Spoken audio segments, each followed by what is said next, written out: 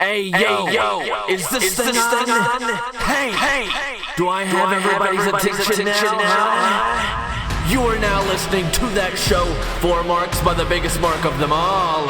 Here we talk pro wrestling while mixing it in with real life culture that impacts everyday life. In your face, shooting from the hip, this is Gresh Unleashed.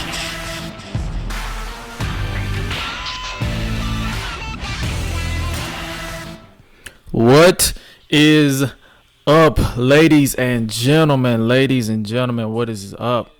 What is up? What is up? What is up? Welcome back to the podcast. It is your boy. I am back once again. It is your boy Josh Gresh on Gresh Unleashed. We are going live on YouTube, so it's something different we're trying out. We're going new. I'm gonna have guests on here. It's gonna be a good time. For those of you who don't know me, you heard me just say my name like a few seconds ago. If you didn't catch it, I apologize well in advance. So let's keep this. Let's not even waste any more time. Like I'm gonna allow people to clamor on in. Let's get the ball rolling. Let's have some fun. Let's do the doggone thing. All right. Today's episode, we got this table talk. We're gonna be talking about a lot of good stuff. But before I divulge into anything professional wrestling, I just have to be honest with you. I have to be transparent with you all. That is a legit reason for me going live for today.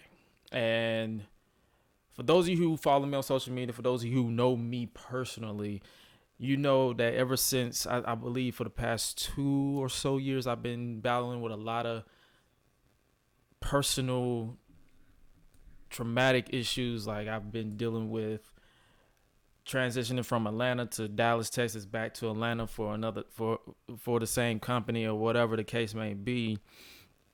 And along that period of time, I've developed anxiety and depression, and I have my good days and I have my bad days. And for the past few weeks, I've been having my worst days possible. And I just wanted to come on here and clear the air because I know a lot of people were concerned about my tweets or whatever. I'm not destructive whatsoever. I am not trying to do anything self-harm. I'm not trying to do anything self-hate. I just vent. So if you follow my personal Twitter, which is down below at Josh Gresham ORG, you kind of understand where I'm coming from. If you're coming over from my gaming channel, which is Gresh Digi Games, you understand where I'm coming from. I am a passionate person. I am a completely transparent and rational thinking person. I would never do anything that will bring self-harm to myself, my family, or whatever the case may be. And I just wanted to get that out in the open before we get into this week's news and rumors. And I just wanted to thank you for those who've been reaching out for me with my sister bio cousin who recently just passed. That one hit me really hard. It hit me as hard as when my grandmother passed in 2016. So I appreciate you guys for excuse me. I appreciate you guys for just reaching out, showing love, whether it's from the gaming community or from the people I grew up with. I just appreciate you. I just thank you once again. Thank you so much, and thank you so kindly. And let's not waste any more time. Let's get the ball rolling. I think that's what we're here for, right? Let me adjust my camera right quick. All right. So, news and rumors this week. Before I get into it, if you have any comments or any questions or anything that you want me to talk about at the end of the podcast or towards the end of the podcast, I encourage you to comment down below or just hit me up on social media, whatever the case may be. So, and then once I get enough comments or whatever, we'll just move on from there. I'll just answer. I'll just do whatever the case may be, and I will ask a lot of questions. All right. WWE news and rumors this week. WWE's plans for Samoa Joe. For those of you who don't know, we have in the wrestling community, we have wrestling news observers. We have a lot of news reporters and journalists, and some of them are good, some of them are reliable. I always say whatever I quote on here, take with a grain of salt because, well, 9 times out of 10 is either factual or in the world of professional wrestling, if it gets leaked, it gets changed. So take everything I say with a grain of salt. So WWE's plans for Samoa Joe. According to Dave Meltzer in the latest Wrestling Observer newsletter, WWE is not planning on keeping Samoa Joe on the Raw commentary team long term. For those of you who don't know, Samoa Joe is filling in for Dio Madden, who took an F5 from Brock Lesnar through the announce table. I think 3 weeks ago. I'm gonna be honest with you. I don't watch anything outside of AEW, NXT, and New Japan. So I breeze through highlights of Raw and SmackDown because I can't sit through 3 hours of Raw and I can't sit through 2 hours of basic television on SmackDown. But Samoa Joe is filling in for Dio Madden as he, quote, transitions back to being a professional wrestler because he was doing the commentary thing. Well, he entered as a wrestler, then he did the commentary thing, and then I guess Vince McMahon doesn't like him or whatever the case may be, whatever the reports are saying, he doesn't like him, so they're just switching him back or whatever. As far as Samoa Joe is concerned, they are using him in that role until his injury, he has a wrist injury, until his injury heals, even though he is being heavily praised backstage. And Meltzer said this, when asked about if Joe will be permanent in the role because he has been so strong in it, the reaction was that they consider him too valuable as a talent right now, and he's only there until his hand injury heals. And quite honestly, I think that's a brilliant idea because whenever Samoa Joe talks, everyone listens. I listen. He can be the all talk and then just lose every match, but when he speaks, you listen because he has a very unique input, a very unique take on anything professional wrestling. So that's what I'm saying. So when it comes to Samoa Joe in this position, I can stomach Samoa Joe in this position, if that makes sense. So I'm all for it for the time being, and I just can't wait until Samoa Joe gets back 100% and gets back in the ring. And hopefully, because I've said this from seeing him on WWE backstage, and seeing him feud with AJ Styles, and who else did he feud with? Ricochet. Why isn't this man a world champion? Why isn't this man a world champion in WWE? He was dominant in NXT. I was a huge fan of him in NXT. I was a huge fan of him in TNA Impact. So it's like, WWE, what are you waiting on? Pick up the ball and run with Joe at least once. Get him a dominant world title reign, whether it's the WWE or Universal, whatever the case may be. Just give him one dominant title reign before he retires, because I don't think he's at a certain age where he can go another 10 years. So that's what I'm saying. He needs to really, really be in contention for another world title reign. And speaking of a contention of a world title reign, I'm in contention for some water right now, or a Powerade, because my throat is getting kind of dry. Hold on one second. We are live, so it happens. Next up, we have where. This question is, I keep saying where. My question, where is EC3? Ethan Carter III from TNA. Where is EC3? According to Sean Ross Sapp on Fightful Select, EC3 was dealing with a pretty rough concussion over the past, I guess, for however long he hasn't been on TV or main event or whatever the case may be. And he said this, and I quote, he's been battling a concussion, and from what I'm told, he's coming out of it a little bit now, but I heard this one was pretty rough. Honestly, it sucks because EC3 was a dominant, well, not dominant, but he made a name for himself when he left the WWE the first time and went on to become EC3.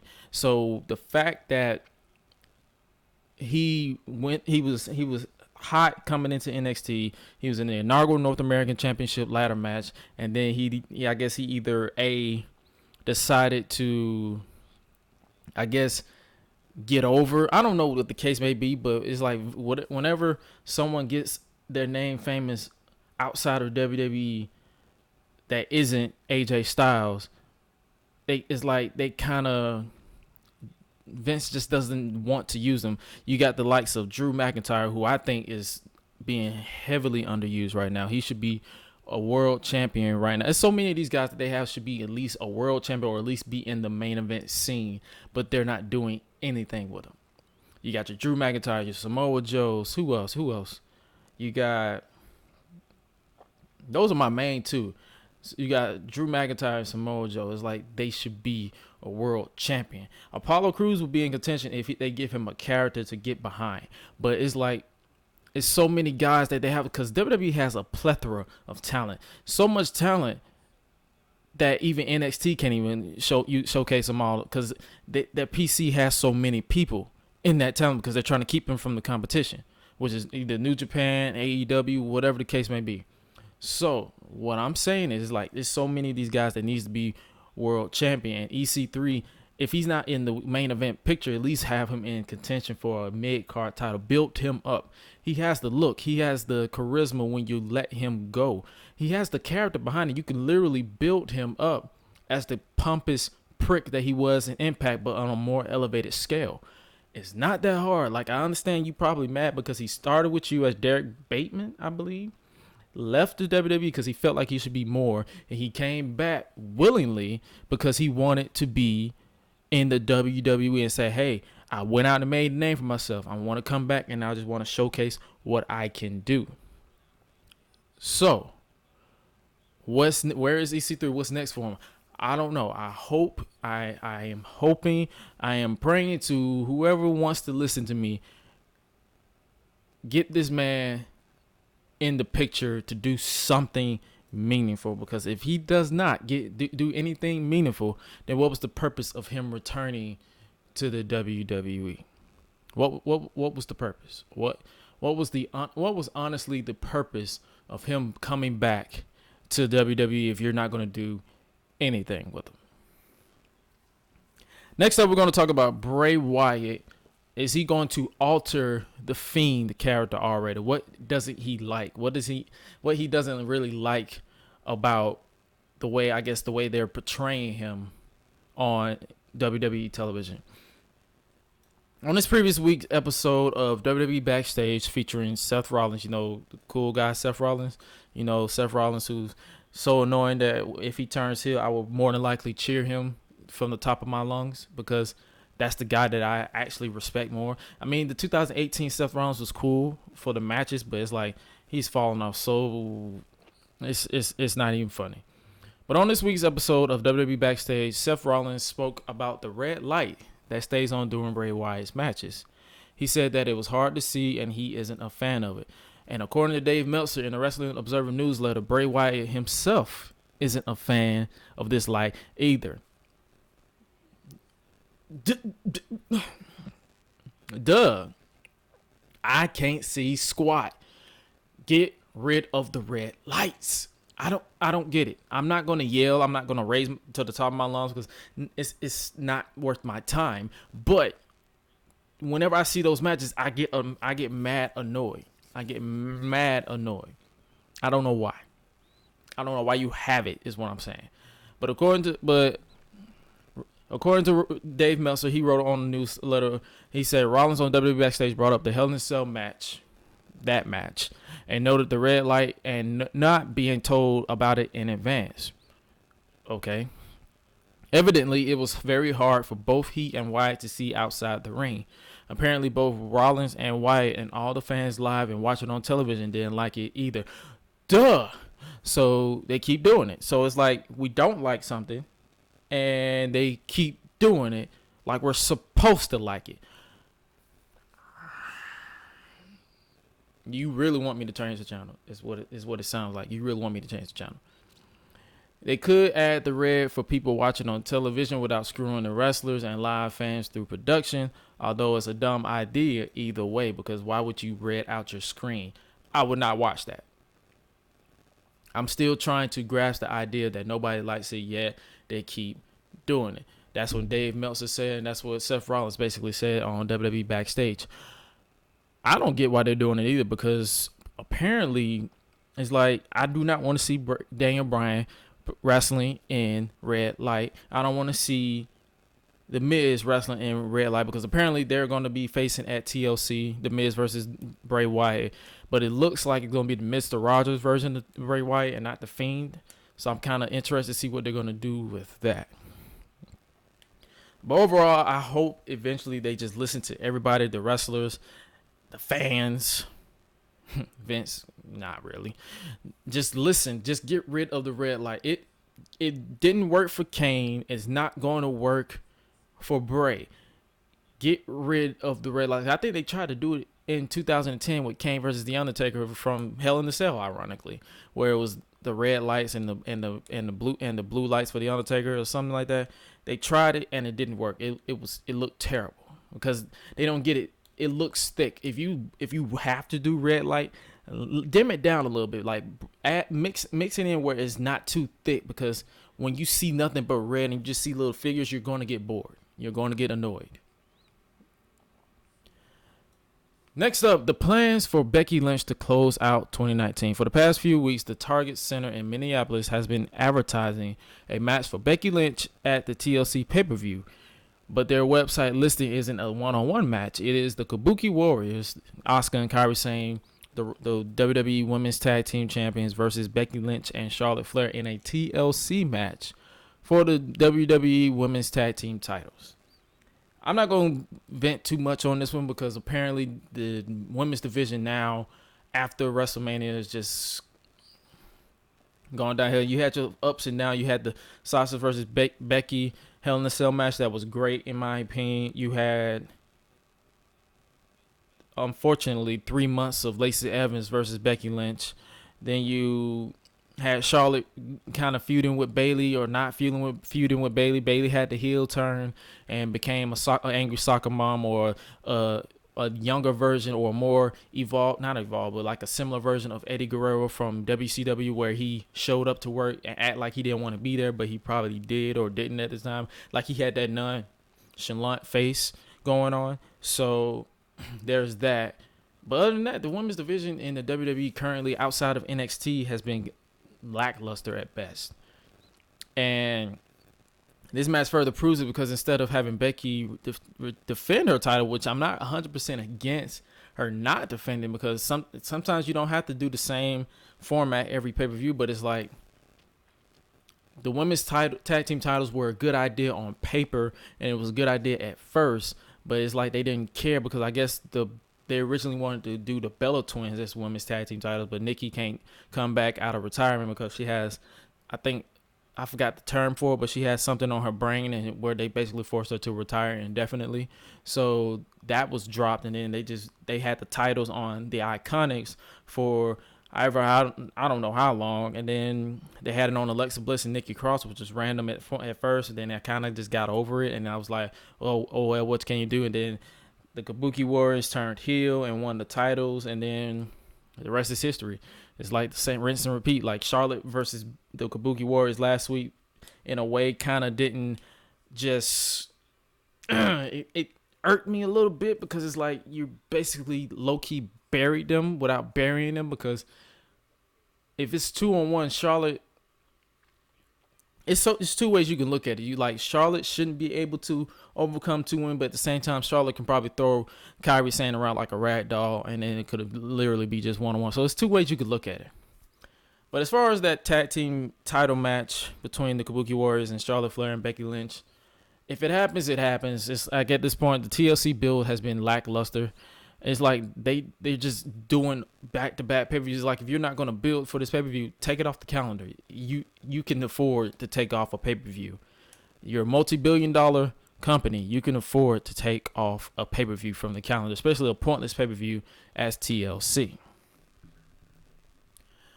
Vince McMahon, and speaking of TLC, Vince McMahon's new philosophy for booking pay-per-view events.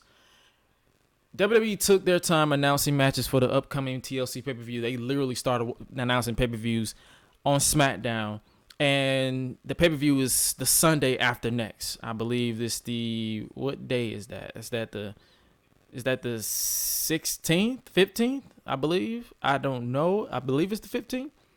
But The first match wasn't officially confirmed until, like I said, the December 6th, which was yesterday edition of SmackDown, which is a little more than a week before TLC. According to Dave Meltzer in the Wrestling Observer newsletter, Vince McMahon has a new philosophy for booking pay-per-view events. Okay. McMahon's new philosophy is that the pay-per-views are still all about network signups as opposed to the limited pay-per-view business still being done.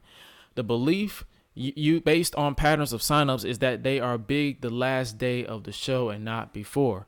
So unlike ticket sales, which come a month or more in advance, and pay-per-view parties, which get arranged days, if not a week plus out, the dynamics is completely different and there is no need to rush anything. Who organizes pay-per-view watches of a current WWE pay-per-view? It is boring. Outside of a few matches, it's not worth a party. I am not wasting my money on a six pack of Heineken, or I'm not wasting my money on a Hennessy or whatever cold beverage I want to get for a pay-per-view. I am not wasting on no TLC. I'm not wasting on no stomping grounds. I'm not wasting on anything that happened this past year in the WWE. I will waste it on maybe the Royal Rumble because that's a yearly thing. I will waste it on WrestleMania because it's like, who doesn't watch it? It could be a boring show or a good show. Who knows? But it's WrestleMania, it's the Royal Rumble. That's the only time I'll see myself go out of my way to go to a pay-per-view party. Don't nobody do pay-per-view parties anymore. They either share the password to whoever's going to watch it if you're not going to watch it and move on with their life. But in a way, I see this philosophy backfiring in a big way because I'm going to be honest with you. If you don't give me a reason to watch a pay-per-view, I am not buying or I am not renewing a subscription, because if the pay-per-view comes after my subscription renews, I am not going to go out of my way to stick around. Now, the network itself it's a killer. It's a killer because you have a massive archive of past wrestling, like from the 80s, 90s, and so on and so on. Is the $50 or whatever, how much it costs to watch a pay-per-view worth the current product? Nah, never. I would never do that to anyone. But is the $9.99 or, well, I should say the $9.99, $14.99, because they're starting the tiers officially in 2020 where you're going to have more shows. Is it worth that? Yeah. So if that's the case, that's the case. But it's like, if they do this, they have to do it with precaution, because I'm not going out of my way to watch a pay-per-view that I don't know any matches for, or if I'm not interested in matches. Roman Reigns versus Baron Corbin in a TLC match. Okay. The Miz versus Bray Wyatt. I don't think it's for the title, maybe non-title. I'm interested because I want to see if they're going to reveal what happened to Daniel Bryan.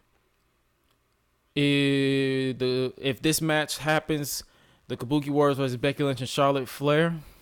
Okay.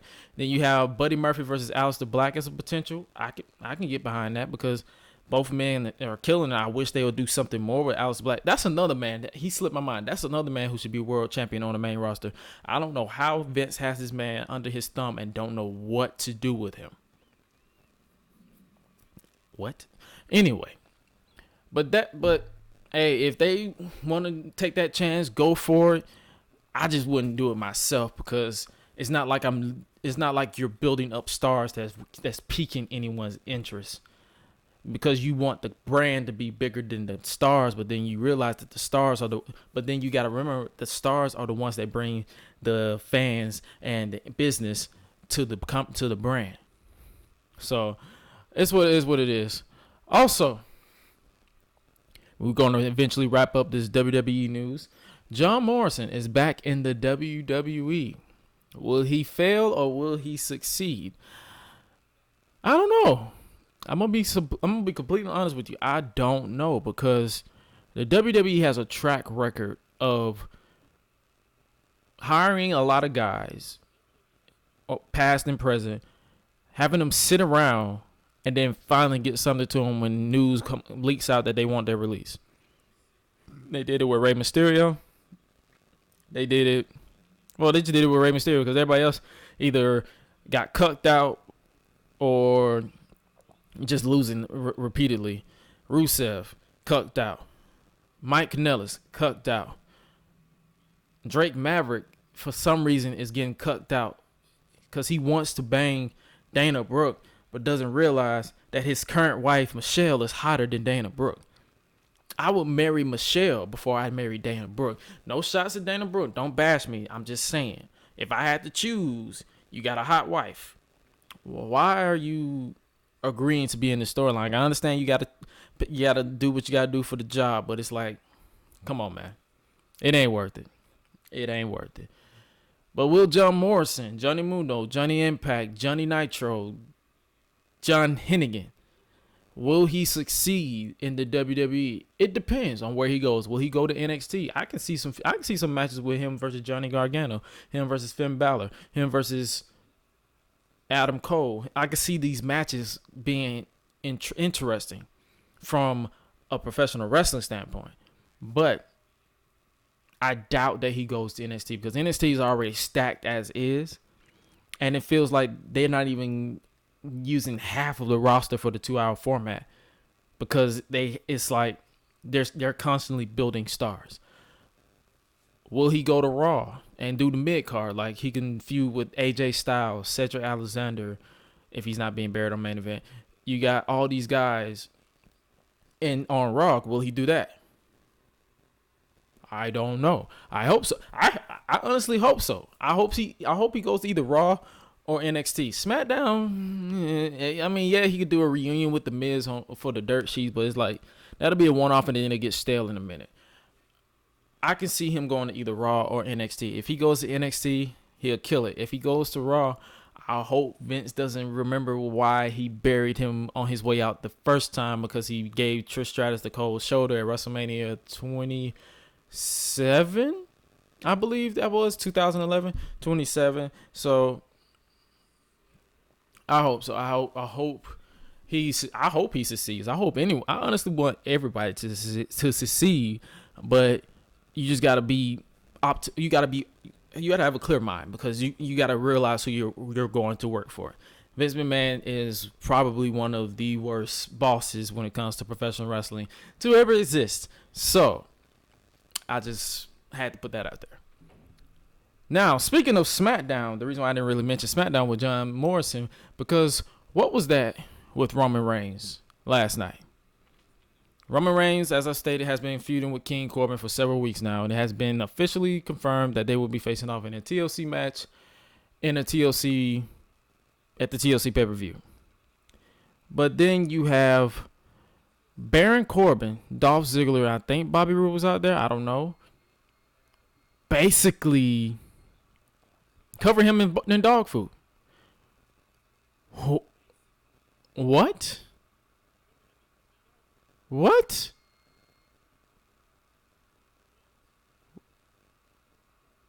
What? You see how I'm what was that? I'm trying to hold in my profanity because I'm trying not to cuss on the podcast. What was that? It wasn't entertaining. It wasn't cool. It was legit disgusting and disturbing. Why did anyone say this was a good idea? What?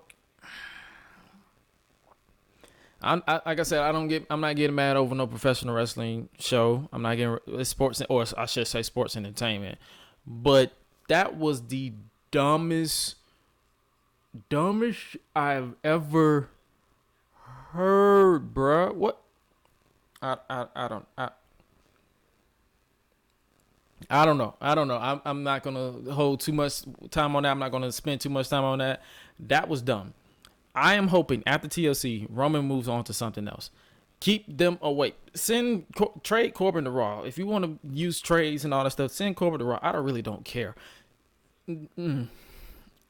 Or matter of fact, send the writers, send Vince McMahon to XFL and send the writers to Raw. Like, I'm done. I'm done. I'm like, okay, this is embarrassing. What was that? What was that? But that's it for WWE as far as the news and the rumors. I hope you enjoyed that portion of the show. Let's move on. Side note, For those of you who don't know, ACH, Jordan Miles, has quit wrestling via Twitter. I actually have the tweet where he officially quit. Like, he said he's done. He's this, that, and the third. Let me see if I can pull it up. Where is it? Yes, he said this, and I quote, "I hate pro wrestling. I hate you, excuse the language, shitty fans that think you know it all. More importantly, I hate the snakes in this industry. All of y'all can go screw yourselves. I'm canceling my shows and I'm quitting pro wrestling. Chasing my dream was great, but you self-entitled pricks ruined everything. I'm out."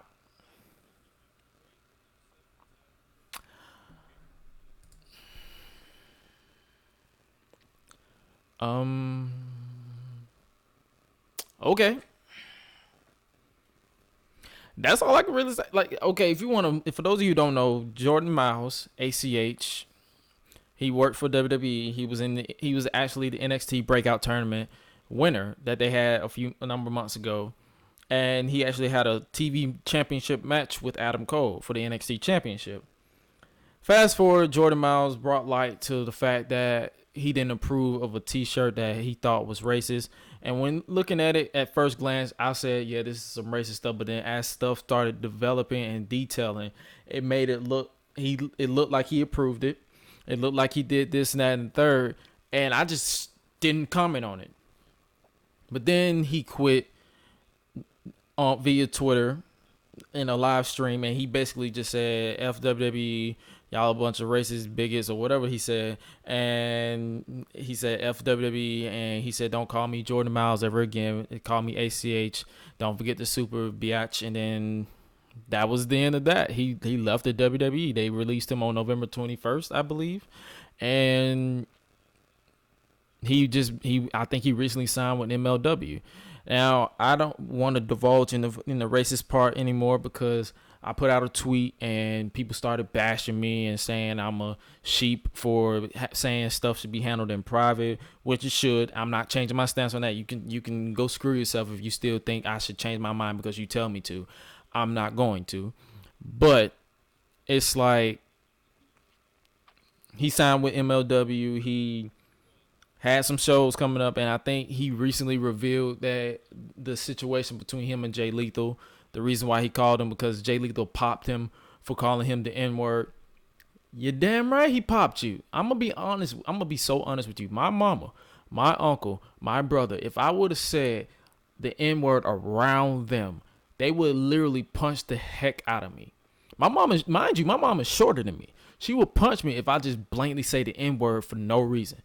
Like, what's up, nigga? Like, I'm not, like, no, that's the first and last time you're going to hear me say this on the podcast. I'm going to be honest with you. But if I say that, my mom and my sister would slap me at a young age, and I would never say it in front of them. I would never say it, period. Because I always said this. If I'm against something, I will not divulge something. If I'm against using the N-word, I am not going to use the N-word. Point blank in the period. You can call me a sheep. You can call me a sellout. You can call me whatever the case may be. I really don't care, bruh. I don't. But when it comes to this situation, when it comes with Jordan Miles, I will keep my stance. He handled it wrong. He handled it unprofessional, like 100%. And I said what I said, basically. Who would hire you? I'm not saying it like you should hide behind a bus. You should just completely not respond if something going on that's racist. What I am saying is handle it away from social media, because not only can they use what you say against you in the court of law, they can also literally, they can blacklist you from everything. You can just not work, period. Do you want to struggle? Think long term. Like, stop thinking quick. Stop thinking with your head. Think with your heart. Think common sense, bruh. Legitimately, think common sense. You can hate me for this. You can give me a like on this video for this. I really don't care. I'm just being completely honest with you. Handle things professionally. You can.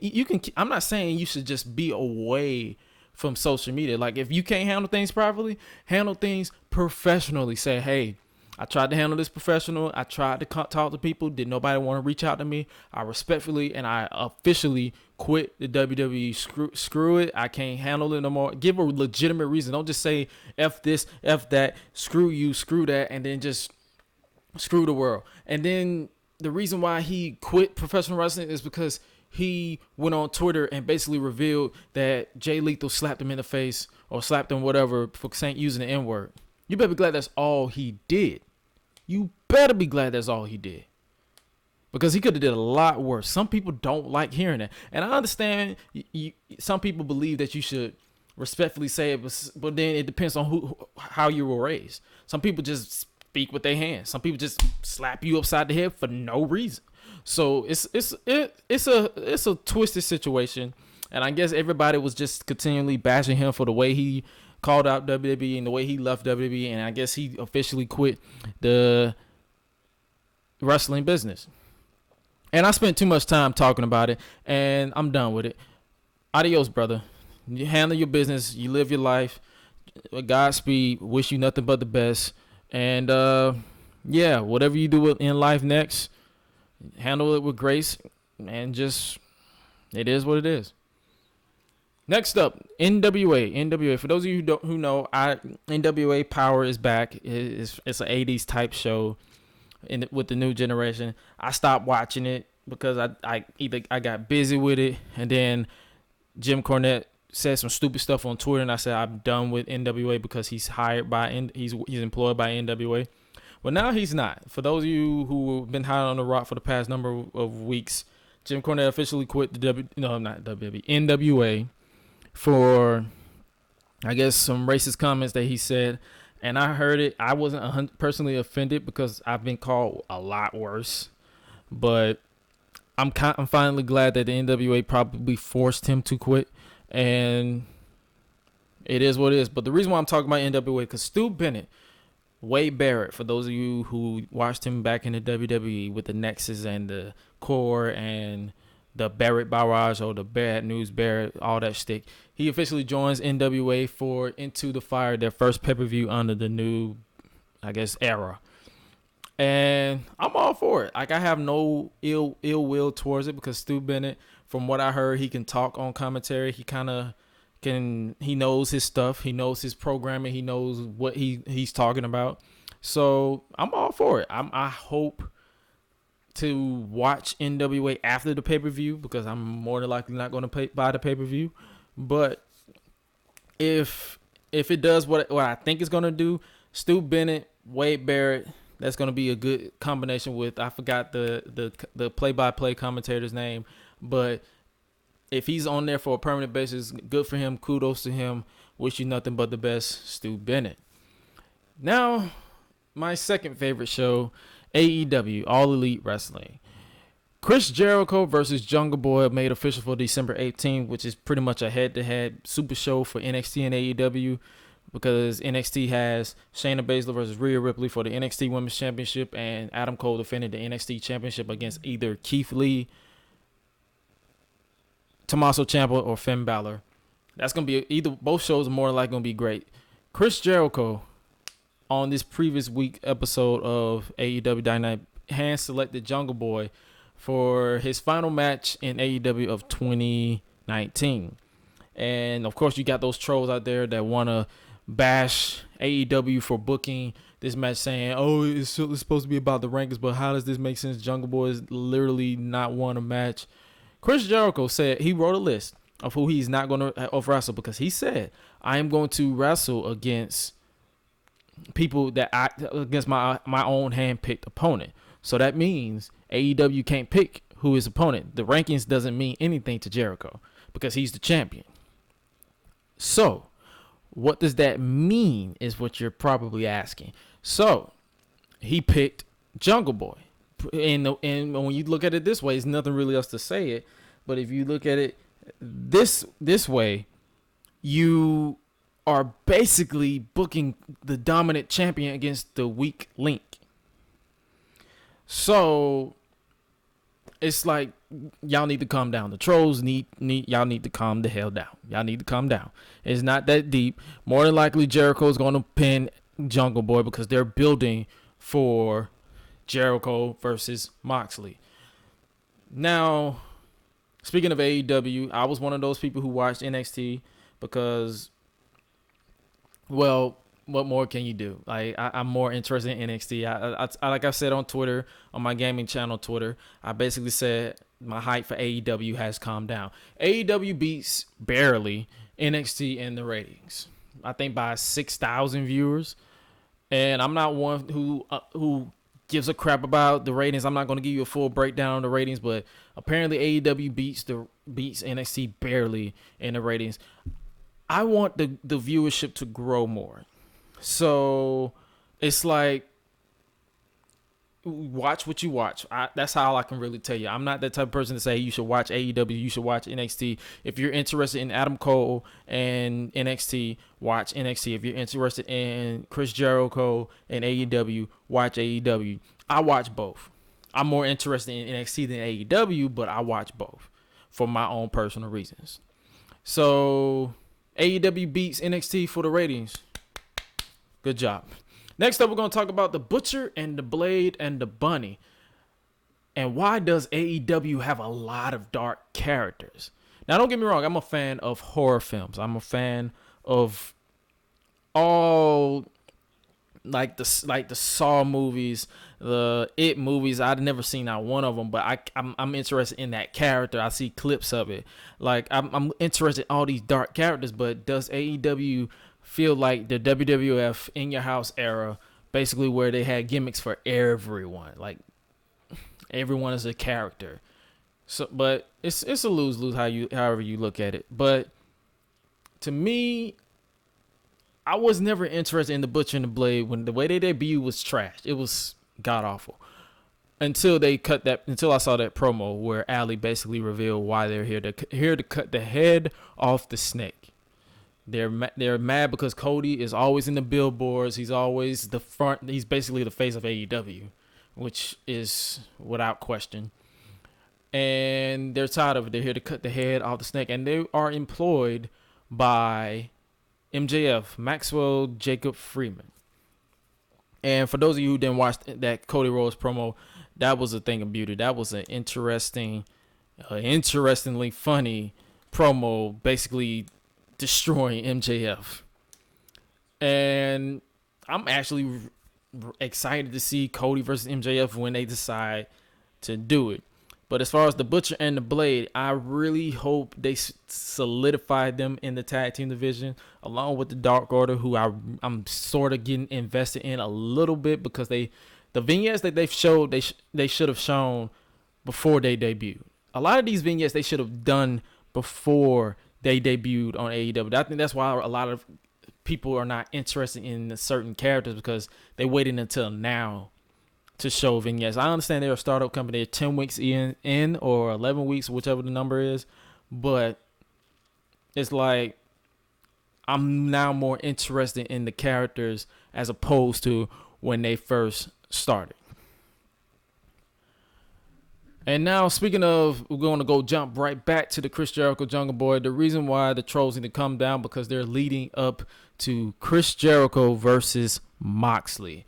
And here's why AEW can't screw up Jon Moxley versus Chris Jericho like WWE did with Hell in a Cell and Seth Rollins and Bray Wyatt. Moxley is over. He started in the WWE. Not started, but he went to the WWE. They basically watered him down. The lunatic fringe, what is that? Dean Ambrose is a pussy compared to Jon Moxley. And that's being blunt. So it's like they're building him up. They're bringing back his old self as Moxley. And they're not building him up as Brock Lesnar. They're building him up as Bray Wyatt. This dominant force. He's literally having his best matches since leaving the WWE. And I'm all here for it. I hope the rumors of New Japan and AEW combining in 2020 at some point is true, because Moxley versus Ospreay, Jericho versus Okada. Take my money. Take my money. If those matches happen, if that partnership happens, take my money. But AEW can't screw up Jon Moxley versus Chris Jericho. They got to pull that trigger. You might as well put when that happens, more like it's gonna happen in 2020. When that happens, give Moxley the title, have a little run with it, give Kenny Omega his redemption moment because he's been at a slump. Basically, was he on AEW this week? I haven't seen him. I think about 2 weeks. It's like build him back up and let Kenny Omega basically run with the title, and then you can probably go with a rematch with Kenny Omega versus Chris Jericho one more time for the title, and Jericho finally puts Kenny Omega over. Well, he put him over. I think he put him over the first time, but it's like put him over in AEW. So they can't butcher it. They cannot butcher this like WWE did the Hell in a Cell. And speaking of butcher, or should I say bubbly, a little bit of the bubbly has sold over 12,000. I was this close to buying 2 bottles for the holidays. I might end up going back and buying it. I don't know when they're going to ship them out, but I might buy a little bit of the bubbly. I'm over 21. I'm 25 to be exact. I'm kind of in that middle period. So I might buy a little bit of the bubbly and pop it up on the podcast, pop it up or whatever the case may be. I'm kind of gonna get drunk this Christmas. I'm just gonna be blunt with you. I'm going to probably get shit face wasted. Use the language again. I'm trying not to cuss so much, but it is what it is. But that is all the news and rumors I have for you. Now it's time to talk about the schedule update for Gresh Unleashed, the podcast. Will I go live often on this channel for the podcast? And the question is yes, in 2020.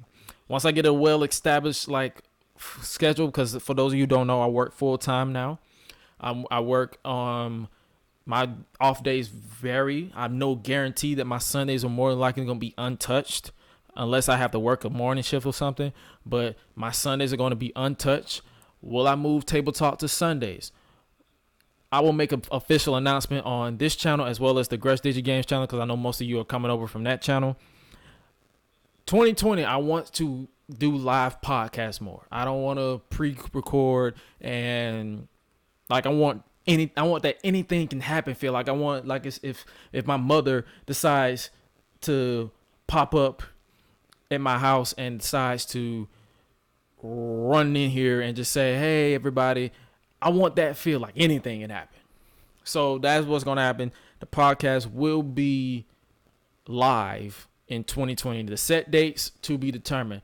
Now, as far as the reviews, because remember I did the reviews briefly and just said I'm just going to do Table Talk.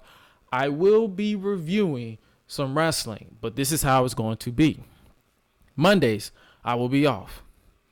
Tuesdays, I will do news and rumors for Table Talk. Wednesday, I will be reviewing NXT after the show. Thursday, I will be reviewing AEW because they have it available on demand on Xfinity, so I will be watching AEW on demand. Now, a little side note, if I have to work an evening shift on Wednesday while NXT is going on, I will not be reviewing that week. I will let you guys know. I will basically move that to I will do a full review, not a full review, I will do a brief summary review during Table Talk. But it will not be on a regular basis. I will let you guys know. That is basically that's basically how it is. And yeah, that's basically how it's going to be. And then on Friday, I will be not doing anything. There's nothing going on Friday. And Saturday, more than likely, will be Table Talk, if not on Sunday. So that's basically it. It's going to be news and rumors on Tuesday, NXT on Wednesday, AEW on Thursday. If I have to work, it will be NXT and AEW on the same day, which probably will be on a Friday during the day or during the morning or whatever the case may be. And then on Saturday or Sunday, more than likely Saturday and Sunday, will be Table Talk, where it'll be part 1, part 2, where I'll talk about something on one day and then I'll talk about something on the next day. But that's about it. And my final thoughts. Like, I'm gonna be looking at the comment sections right about now, and I'm finna pull them up. What is up? What is up, Third? What is up, Zombie? What is up, Gabe the Pro? What is up? Who else is on here? What is up, Mark the King? Third Strike. I already talked about ACH. I gave my take on it. If you want to do DVR is available. I talked about it. I don't want to do too much talking about it. I basically gave my honest opinion on it. My reaction, basically, in a summary, is okay. ACH is gone. Bye bye. You can screen grab that. Bye bye. See ya.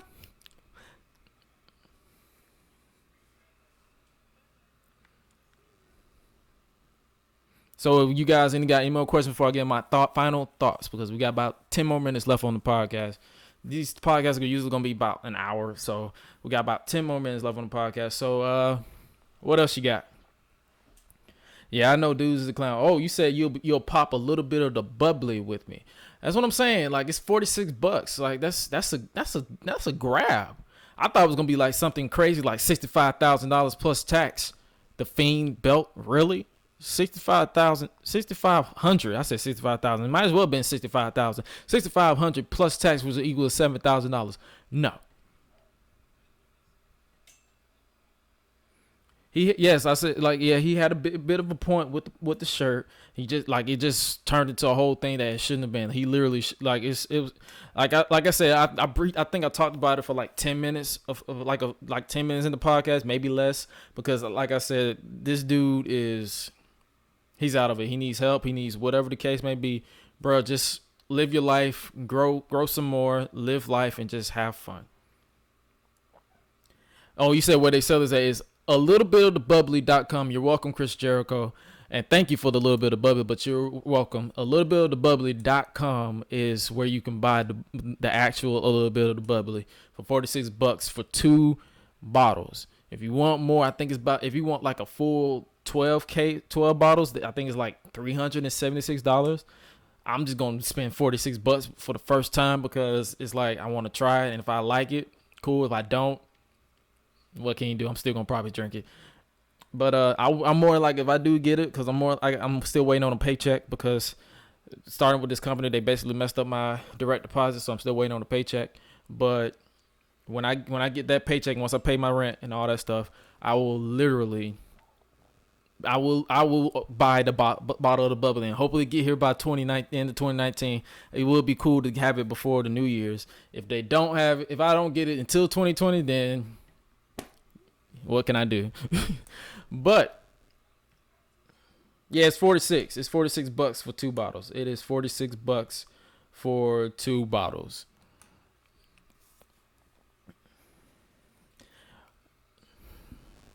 All right, we got 5 minutes, and I'm going to give my final thoughts and closing statement. Jeff Hardy. I chose this for last because this is a serious situation. Jeff Hardy has been urged by the WWE to get serious help to address his health issues. For those of you who don't know the story, after winning the Smackdown Tag Team Championships 2 days after WrestleMania 35 in April, the Hardy Boys were forced to vacate the titles after it was revealed that Jeff was dealing with an injury. I think it was a knee injury or a leg injury, whatever the case may be. During his time away from the ring, the former WWE champion has been arrested twice for DUI. The whole ordeal was basically like, one was like he was found intoxicated on a public bench, and the other one where his wife, I think him and his wife got in a dispute and he was caught driving. I think his license was suspended or whatever the case may be. But during his time away, he got arrested twice for DUI. WWE has reportedly not want to fire him whatsoever because they fear he'll move to AEW. And side note, if he were to go to AEW, I think he will probably be a game changer. And that's just me, because I've been a long time fan of Jeff Hardy. Like, he got a few more good matches in him. If he gets his stuff together, he has a few more good matches in him to make it to the top of the WWE, or make it like, or the WWE, AEW, whatever the case may be, like to have more and more title reign, whether it's the mid card or the world title. I think he has something in it, but he just got to get his stuff together. But while they won't fire Hardy, WWE, I'm talking about, has reportedly tried to convince Jeff to seek professional help, according to PW Insider. According to PW Insider, WWE has urged the wrestling icon to get some serious help, and I quote: Jeff Hardy's deal is that it's frozen. He can't do anything because it's hurt. So they've tacked time on. So they basically tacked time on him so they wouldn't fire him when they can hold him even longer. Like, why would they fire him when they can hold him even longer? As we know, Jeff is in the middle of another legal situation. I can tell you from a source very close to the situation that WWE strongly implored Jeff to address his health, and we're told that Jeff is doing that and really aggressively dove right into it because he has 2 kids, his wife, like whatever the situation is between him and his wife, him and his wife are a good fit because they're like, I've seen like documentaries with them or their vlogs or whatever. They're a good fit. So I hope he does get his help. So he dove right into it. So you can't fire the guy when he's doing what you asked him to do. We'll see what happens when he goes to court. Like I said, I hope he gets himself together. I hope he gets his situation right because the dude is a freaking legend. Dude is talented as all mess. Like you can't fault him for being human. Like, now I don't condone drugs or I don't condone addiction or whatever. Well, not addiction. You can't help but you get addicted to. I don't condone drugs and I don't condone abusing substances. But it's like, all you can really do, honestly, is send your thoughts and your prayers to Jeff Hardy and hope he gets the help he gets and hope he succeed and hopefully he builds himself back up and come back strong and do what he needs to do and just get back on the right track. And honestly, for someone who's battled with mental illness and who's battling with a lot of generational curses, if you want to be biblical or whatever the case may be, I can see where he's coming from. It's like you want to get better, you want to be right, but you slip up. That's life. You're not guaranteed to be a perfect. Like if someone tell you that they're perfect, they're lying to your face and they're full of shit. That's just me being honest. But I really do hope Jeff Hardy gets the help that he deserves. And I also hope you guys stick around for the podcast even more. Because like I said, I announced my schedule. I am going to basically be doing... I'm basically going to be doing less days as opposed to every day. I'm not interested in Raw. I'm not interested in Smackdown whatsoever. I literally thank WWE on Fox for giving me that 3 minutes. That 3-minute video where they say watch Raw or watch Smackdown in 3 minutes. I enjoy that. I can consume that. I can't assume 3 hours or 2 hours of both shows because they're awful. They're bad. They're boring. Yeah, they're decent sometimes, but they're boring. They're nothing memorable. They're nothing for me to sink my teeth in because they're all predictable and the outcome is predictable. So basically, I'm going to be doing I got Tuesday, Wednesday, Thursday, maybe not Friday, Saturday and Sunday. So that's 5 split out days. I will basically be taking Monday and Friday maybe off. And basically, of course, it'll change when we have the pay-per-view because I will be doing reviews immediately after pay-per-view. So I will more than likely be doing a review after TLC to just talk. Like I'll briefly do a podcast after TLC, table talk after TLC. Or whatever the case may be. I will do that. So basically, that's all I have for you. We've been on here for an hour. I don't want to keep you much longer. Hope you enjoyed my take on everything, news and rumors this week. I hope you understand where I'm coming from my mental health that I gave you an update in the beginning of the video. Thank you so much, like I said, for your thoughts and your prayers for me doing my ups and downs for this past number of weeks, losing my sister, losing a lot, being temporarily unemployed. A lot of things hit me left and right. And all I can thank you for is your thoughts and your prayers.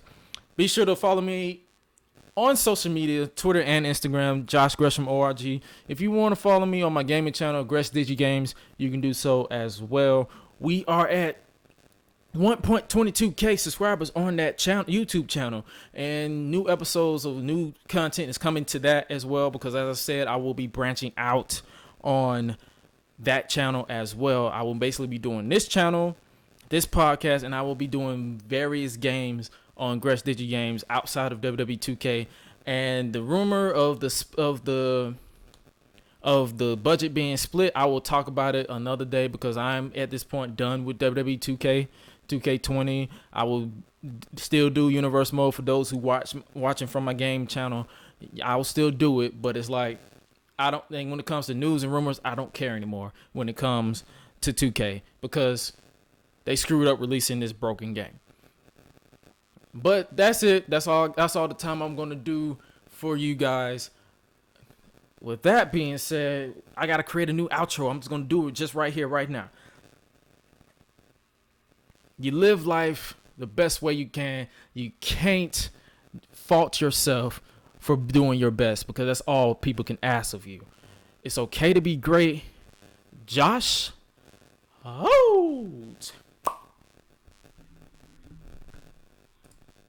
Hey, yo, is this thing on? Hey, do I have everybody's attention now? You are now listening to that show, 4 Marks by the biggest mark of them all. Here we talk pro wrestling while mixing it in with real life culture that impacts everyday life. In your face, shooting from the hip, this is Gresh Unleashed.